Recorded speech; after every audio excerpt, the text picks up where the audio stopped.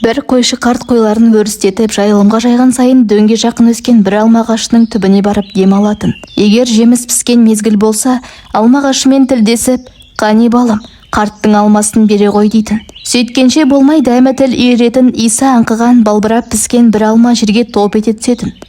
Қарт болса, кішкене бәкісімен әлгі алманы асықпай тілімдеп кесіп, өзімен бірге ала келген торсығындағы айранымен қоса сәл жүрек жалғағаннан кейін, әкесінен қалған құранын баппен қолға алып, жайлап оқи бастайтын.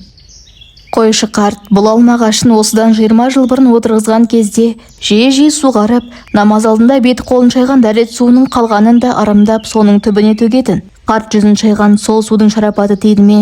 Әйтеуір, алма ағашының тамыры тез жаналып, аз уақытта-ақ бой көтеріп, жеміс бере бастады.